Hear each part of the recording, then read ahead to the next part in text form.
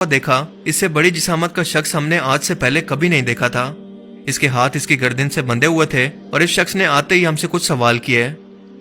पहला सवाल ये था कि मुझे बेसान की खजूरों के बारे में बताओ कि क्या वहां पर दरख्तों पर अभी भी फल आते हैं। हमने कहा कि हाँ बिल्कुल आते हैं। वो कहने लगा कि वहां पर बहुत जल्द कोई फल नहीं होगा।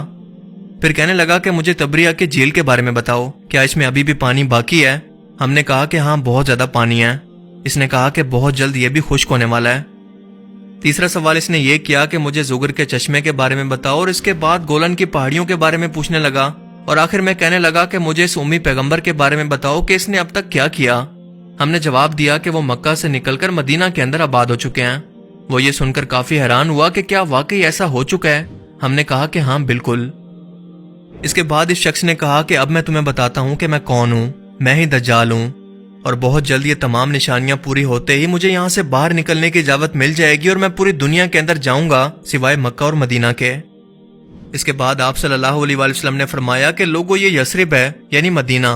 देखो मैं तुम्हें नहीं कहा करता था कि दज्जाल ना शाम के समंदर में है और ना ही यमन के समंदर में, बल्कि अपने हाथ से मशरिक की तरफ इशारा करके आपने 3 मरतबा फरमाया कि दज्जाल मशरिक में है, दज्जाल मशरिक में है, दज्जाल मशरिक में है।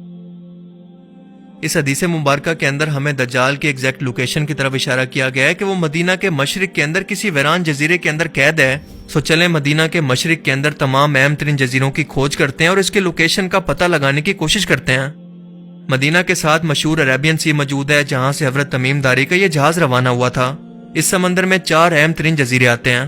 इंडिया में लक्षद्वीप आइलैंड, मसीरा आइलैंड जो कि अमान में है, स्कोट्रा आइलैंड जो कि यमन में है और आखिरी है पाकिस्तान का अस्तोला आइलैंड। हदीस मुबारका में यह वाज़ेह है कि दज्जाल ना शाम में है और ना ही यमन में, लिहाजा इन 4 में से अब 2 जजीरे बाकी रह गए।